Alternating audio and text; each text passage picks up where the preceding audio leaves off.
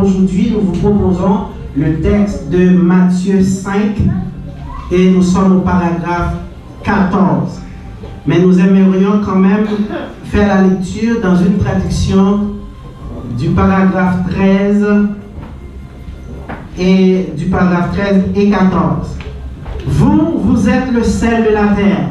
Si le sel perd sa saveur, comment redeviendra-t-il du sel? Il ne vaut plus rien. On le jette dehors et il est foulé aux pieds par les hommes. Vous êtes la lumière du monde. Une ville située sur une hauteur ne peut être cachée. Quand on allume une lampe, ce n'est pas pour la mettre sous le boisseau, mais sur son support, et elle brille pour tous ceux qui sont dans la maison. Chers amis, lorsqu'une personne écrit, son intention est de communiquer un message. Mais pour arriver à communiquer ce message, la personne qui écrit doit obéir nécessairement à certaines règles qui régissent la matière. D'abord, elle doit choisir un point de vue, ce qui veut dire choisir un sujet, un pronom. Donc, elle doit choisir de s'exprimer à la première personne, ce qui est tout à fait subjectif, elle va parler d'elle-même. Ou bien elle peut choisir d'utiliser la deuxième personne. À ce moment, elle va s'adresser au lecteur directement, à son auditoire. Ou encore, elle peut faire choix de la troisième personne, c'est-à-dire du pronom on, il. À ce moment, il va établir une certaine distance entre lui qui parle et le récepteur. Donc, il y a une distance qui est établie ici. Ça, c'est le point de vue. Le point de vue étant choisi, l'émetteur doit se pencher sur le choix des mots qu'il va utiliser. Parce que lorsqu'on écrit, les mots ont une importance capitale, parce que chaque mot a une signification. Et les mots ont des significations qui peuvent aller au sens littéral et au sens figuré. Chaque mot a un sens qu'il fait ressortir dans le texte. Chaque mot qu'on utilise, on a une raison pour laquelle on fait choix de tel mot au lieu de tel autre mot. Et on peut avoir le sens littéral et le sens connotatif. Le sens connotatif, c'est suivant le contexte dans lequel le mot est employé. Maintenant, lorsqu'on a le mot, il faut l'employer. Eh bien, on doit choisir un style. Le style utilisé, c'est la structure dans laquelle les mots sont insérés. On a le degré de description qu'on veut faire ressortir, le niveau de détail, de formalité. Hein? C'est le troisième élément important dans un écrit. Donc ces trois éléments se combinent ensemble pour donner ce qu'on appelle le ton. Le ton n'est autre que la manière de combiner. C'est l'agencement de ces trois éléments dont nous venons de parler dans le corps du texte principalement. Cela peut paraître un peu absurde pour certaines personnes, mais c'est très important. Les écrivains, les personnes qui écrivent, savent que c'est très important, ces choses que nous venons d'énumérer. Parce que pour avoir l'impact désiré, on doit faire le choix de certains mots. On doit les imbriquer dans un certain enchaînement dans la phrase pour que ça ait le résultat escompté. Notre Seigneur Jésus-Christ, le plus grand savant des savants, le maître, le professeur des professeurs, il maîtrisait l'art de l'écriture, l'art de s'exprimer, l'art de communiquer. Et il utilisait les mots avec dextérité dans tous ses discours. Vous allez voir que les figures de rhétorique pullulent les discours du Christ. Et effectivement, nous sommes en présence d'une figure de rhétorique dans le texte que nous avons choisi pour aujourd'hui, à savoir Matthieu 5, 14, où il a dit « Vous êtes la lumière du monde. » Himeis estetophos, tout cosmo, dans la langue originale, le grec. Comme vous le savez, si par hasard vous êtes avec nous pour la première fois, sachez que nous versons dans le texte grec lorsque nous sommes dans le Nouveau Testament ou dans le texte hébreu lorsque nous sommes dans l'Ancien Testament pour essayer de comprendre le message que le Seigneur désire faire passer à travers le texte. C'est pourquoi nous ne faisons pas de message, mais nous décodons le message du Maître. Ici, nous avons Himeis, vous. Lorsque nous avons l'utilisation ou l'emploi du pronom personnel, indépendamment du verbe, cela nous fait comprendre qu'il y a une sorte d'insistance, il y a une mise en apposition. Donc le Seigneur identifie les gens à qui il parle. Il les pointe du doigt. C'est-à-dire, c'est une partie du discours qui ne concerne pas tout le monde, mais une catégorie de gens en particulier. Himeis, vous, nominatif pluriel, deuxième personne. Et ici, c'est un pronom personnel non réfléchi. Et nous avons esté. Esté, vous êtes. C'est la deuxième personne du pluriel, du verbe eimi. En grec, le verbe, lorsqu'on conjugue le verbe, le pronom est déjà imbriqué dans le verbe qu'on utilise. Ce n'est pas nécessaire d'utiliser le pronom séparément. Donc lorsque c'est fait, c'est parce que le Seigneur veut insister. Il veut attirer l'attention. Ici, vous êtes est un présent qu'on appelle ponctuel et spécifique. Ponctuel parce que le Seigneur, c'est sur le coup qu'il a sorti cette phrase. Vous êtes la lumière du monde. Donc il s'adressait spécifiquement aux disciples, à ses disciples, à ceux qui étudiaient de lui, qui apprenaient sa doctrine. Les autres personnes qui vivaient, qui étaient là à ce moment-là, n'étaient pas concernées par cette parole, par ce discours. Et il a poursuivi en disant Tophos, la lumière.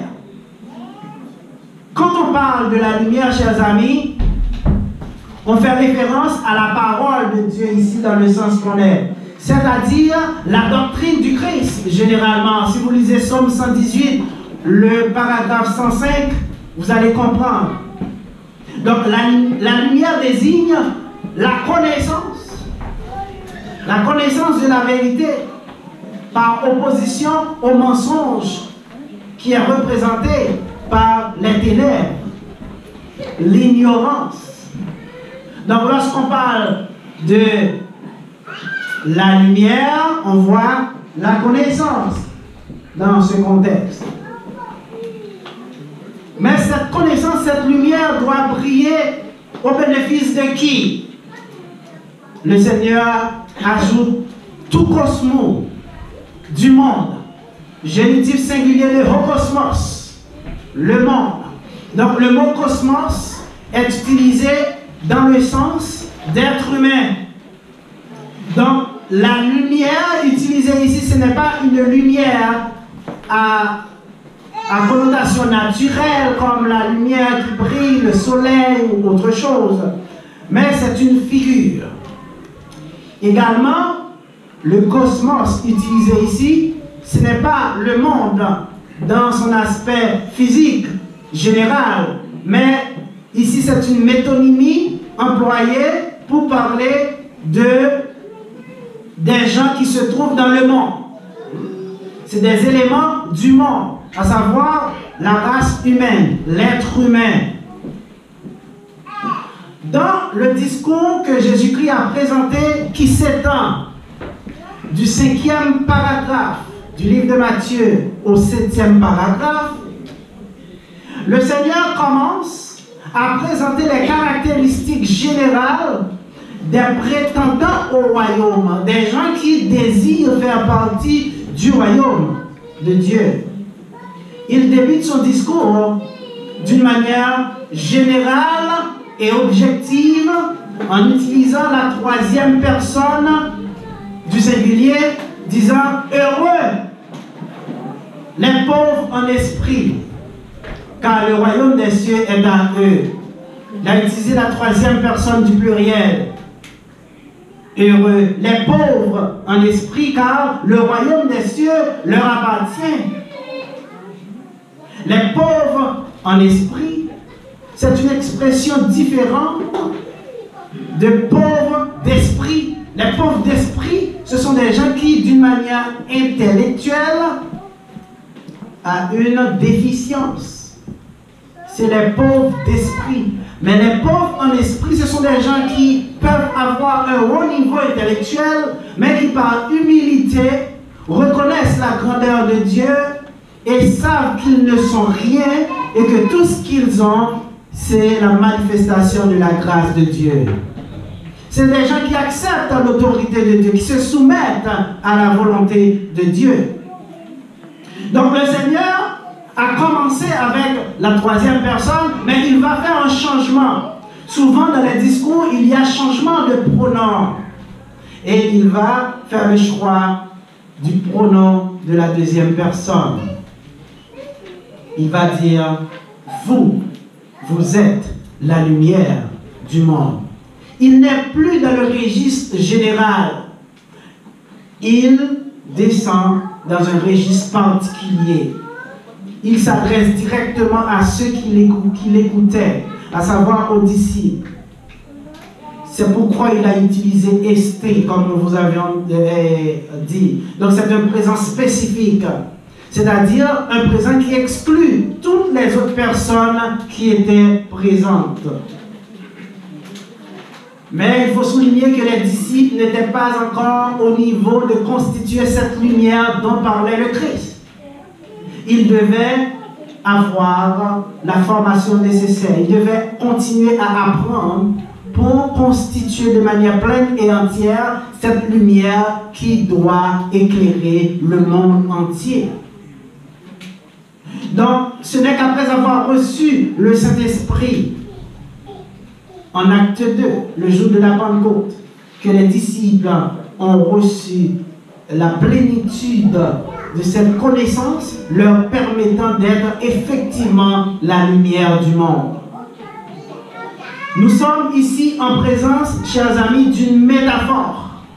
Une métaphore de second degré. Quand on parle d'une métaphore de second degré, on voit une comparaison dans laquelle toutes les parties ne sont pas exprimées. Jésus-Christ a dit, vous êtes la lumière du monde. C'est une métaphore de second degré parce que si nous le prenons au premier degré, nous allons voir, vous êtes comme la lumière du monde. Parce que dans le sens concret, les apôtres n'étaient pas vraiment les apôtres n'étaient pas des lumières.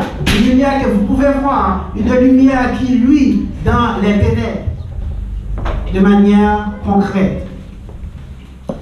Donc, il faut scruter, chers amis, le reste du texte pour comprendre le sens, pour découvrir le sens de cette métaphore.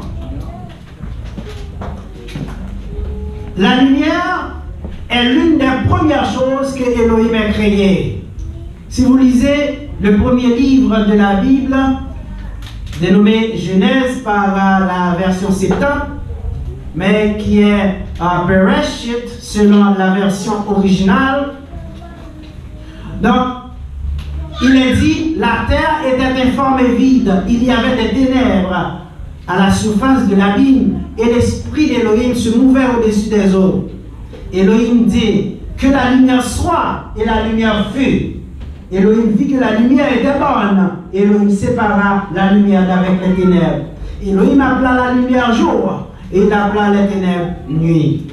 Ainsi, il y eut un soir et il y eut un matin, ce fut le premier jour. La lumière a été créée le premier jour.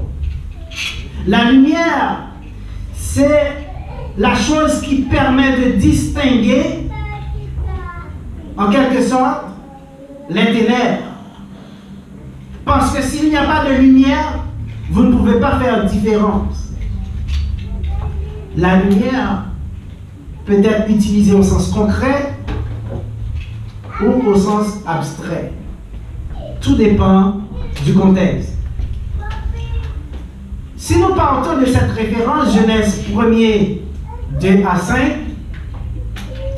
nous comprenons aisément que la lumière est l'absence des ténèbres. Donc lorsqu'il y a lumière, c'est impossible qu'il y ait des ténèbres. Autrement dit, la lumière, c'est ce qui éclaire. Selon la science physique, selon les physiciens, la lumière, c'est l'ensemble des particules élémentaires nommées photons qui se déplacent à très grande vitesse et présentant les caractéristiques d'une onde. Donc c'est comme ça qu'on définit la lumière sur le plan physique. La lumière, ce n'est pas quelque chose que vous pouvez toucher, mais vous pouvez l'admirer, par exemple. Dans le texte qui nous intéresse aujourd'hui, Matthieu 5, 14, le mot lumière utilisé ici n'est pas au sens littéral. Il est employé, comme nous vous l'avons dit, au sens métaphorique, figuré. Donc, ici, la lumière désigne ce qui permet de comprendre, ce qui permet de savoir. C'est la connaissance. Donc, elle caractérise la valeur intellectuelle. Donc, les apôtres allaient recevoir du Seigneur la capacité d'enseigner. Et c'est pourquoi, jusqu'à nos jours, vous allez entendre, ils persévéraient dans l'enseignement des apôtres, Actes 2, 42. Si nous nous référons à l'histoire et à la philosophie pour apprécier l'importance, l'utilisation de l'image de la lumière, nous allons trouver au XVIIIe siècle, dans les années 1715-1789, une époque dans le vieux continent en Europe qu'on appelait le siècle des Lumières, dans la littérature et la philosophie. Donc le siècle des Lumières, c'est un siècle qui était dominé par les principaux penseurs de l'époque, tels que Jean-Jacques Rousseau, on a aussi Voltaire, Diderot et d'autres personnes. Ce mouvement littéraire et culturel avait pour but de dépasser l'obscurantisme. L'obscurantisme, quand on emploie le mot obscurantisme, vous voyez obscur, vous voyez ténèbres. Donc, l'ignorance. Et leur objectif, c'était de remplacer l'obscurantisme par la promotion des connaissances. Et selon le dictionnaire Larousse, si vous allez regarder en ligne, vous allez voir que ce dictionnaire a défini le siècle des Lumières comme le mouvement des Lumières, en disant qu'il tire son nom de la volonté des philosophes européens du XVIIIe siècle de combattre les ténèbres de l'ignorance par la diffusion du savoir. De combattre les ténèbres de l'ignorance par la diffusion du savoir. Donc quand on parle de la lumière, on voit la connaissance. C'est pourquoi certaines fois, on va parler, on va dire à un parent, par exemple, ah, votre fils n'est pas une lumière. C'est-à-dire, votre fils n'est pas intelligent. Votre fils n'a pas un niveau intellectuel appréciable. Parce que la lumière est utilisée dans le sens de connaissance. Donc ensemble, chers amis, on peut comprendre que la lumière est une bonne chose qui procure la joie et la gaieté. Quand il y a la lumière, il y a la joie, il y a la vie, tout le monde est content. Imaginez quand vous êtes chez vous et qu'il n'y a pas de lumière, vous êtes dans le noir total. Qu'est-ce qui arrive? On est déprimé, on n'est pas content. Et quand que la lumière fait son apparition, ah, tout le monde est content, tout le monde est joyeux, ça remonte l'humeur. On peut même voir en hiver, il y a beaucoup de gens qui font des burn-out, qui sont déprimés. Pourquoi? Parce qu'il n'y a pas beaucoup de lumière en hiver. et il fait froid, les gens aiment voir le soleil. Lorsque le soleil apparaît, même la personne la plus grécheuse devient joyeuse. Parce qu'il y a la lumière, ça réchauffe le cœur. Donc il y a beaucoup de gens qui apprécient la lumière et la lumière favorise la vie. Parce qu'il y a beaucoup de plantes qui ne peuvent pas pousser, germer s'il n'y a pas de lumière. La lumière est une chose extraordinaire. Ce n'est pas sans raison que le Seigneur, Yahweh, il a créé en premier la lumière. Parce que la lumière est le symbole de la vie. Tout le monde aime la lumière. Je n'ai jamais encore rencontré quelqu'un qui dit « Ah, moi j'aime pas la lumière, je préfère le noir. » Moi, le seul moment que je préfère le noir, c'est quand je dors. Mais quand je suis éveillé, je veux de la lumière. Chers amis, quand il n'y a pas de lumière, imaginez, il y a une coupure d'électricité dans votre zone, dans votre maison, et qu'il n'y a pas d'électricité la nuit pour éclairer votre maison. Qu'est-ce qu'on fait? Tout le monde panique. Et tout le monde va au lit de très tôt, parce que tout le monde est déprimé. Ah, il n'y a pas de lumière, il n'y a pas de lumière. Moi, je comprends bien ça, parce que j'ai vécu en Haïti. Hein? Et c'est un endroit où il y a souvent des coupures d'électricité. Il y a beaucoup plus de coupures d'électricité que de périodes où on a l'électricité. Et malheureusement, ça n'a pas changé d'après ce que j'ai appris. Mais quand ça arrive, tout le monde dort. Où on cherche une allumette, on cherche une torche pour produire de la lumière.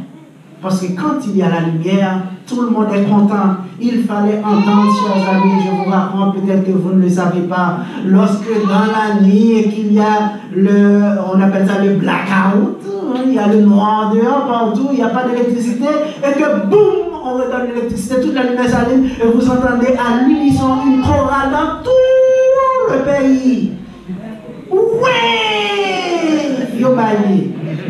On se rappelle, hein, les gens qui veulent donc ça veut dire la lumière amène la vie. On est content parce qu'on a la lumière. Le Seigneur, il a dit, je suis la lumière du monde. Et le Seigneur, cette lumière qui est indispensable à la vie, le Seigneur a dit aux disciples, vous êtes la lumière.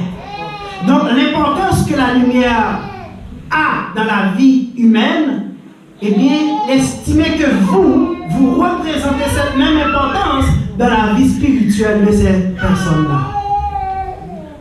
Et c'est par vous que ces gens-là vont avoir le privilège de sauver leur âme. Chers amis, la lumière éclaire et la lumière réchauffe. Lorsqu'il fait froid, on allume des lumières incandescentes et ça produit la chaleur parce que la lumière produit non seulement la clarté, mais aussi la chaleur. Et la parole de Dieu nous éclaire.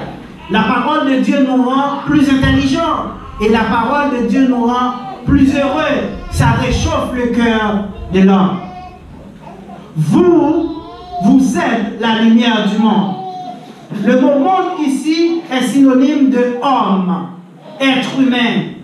Vous êtes le guide, vous êtes le conducteur, vous êtes la connaissance que les hommes doivent suivre pour avoir la vie éternelle.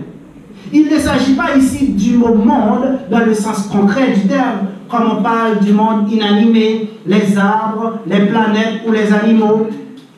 Sinon, les disciples seraient la lumière au sens concret du terme. Mais ce n'est pas le cas.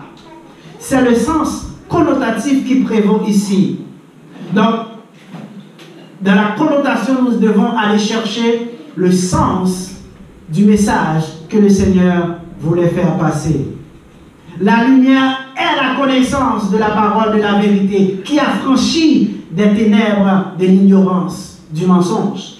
En psaume 119, 105e paragraphe, le psalmiste a dit « Ta parole est une lampe à mes pieds, c'est-à-dire une lumière sur ma route. » La parole du Seigneur, c'est cette lumière qui guide notre vie. C'est cette lumière qui nous amène à faire ce qui est bien. Parce que quand on est dans la lumière, on ne peut pas faire de mauvaises choses parce que tout le monde va vous voir. Mais quand on est dans les ténèbres, on peut faire tout ce qu'on veut parce que personne ne vous voit. La lumière, c'est la connotation de la pureté. Les ténèbres, c'est la connotation de l'iniquité. Parce que tout ce qu'on fait, on le fait dans le noir. Tout ce qui est mauvais, on le fait dans le noir. C'est pas sans raison que les criminels, les voleurs, ils fonctionnent le plus souvent lorsqu'il y a des ténèbres, dans le noir, lorsqu'il n'y a pas de lumière. Parce que si vous agissez au grand jour, tout le monde va vous voir. On fait les bonnes choses le jour, on fait les mauvaises choses la nuit, pendant qu'il y a l'absence de la lumière. Chers amis, quand nous parlons de la lumière, comprenez qu'il est question ici de la doctrine du Christ, qui est la vérité. 2 Jean 9. Quiconque va plus loin et ne demeure pas dans la doctrine du Christ n'a point Dieu. Quiconque va plus loin et ne demeure pas dans la lumière n'a pas la vérité. Le Seigneur, aujourd'hui, il vous adresse cette parole. Moi, je suis la lumière du monde. On va continuer dimanche si Dieu le veut, bon, parce que le temps alloué est doublé. La lumière est très importante, il faut le comprendre. Il faut comprendre que si vous n'avez pas encore accepté l'évangile, vous êtes encore dans les ténèbres. Il y a une seule façon de bénéficier de la lumière, c'est de faire le transfert des ténèbres à la lumière. Parce que c'est seulement Christ qui peut nous transporter, nous transférer du monde ténébreux vers la lumière, dans son royaume. Hein? Paul a dit, il nous a transportés dans le royaume du Fils, de la lumière. Donc, chers amis, si tout le monde a déjà fait connaissance à la lumière, c'est-à-dire si tout le monde a déjà accepté l'évangile, c'est parfait. Continuez à persévérer, à vivre dans la lumière, parce que c'est la lumière qui va vous aider à comprendre comment vous devez vivre, comment vous devez vous comporter.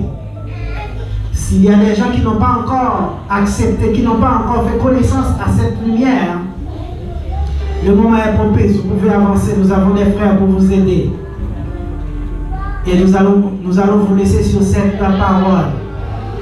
Sans la lumière, personne ne pourra arriver à voir Dieu au dernier jour. Il en soit ainsi pour vous. Amen. Merci de vous venir pour terminer.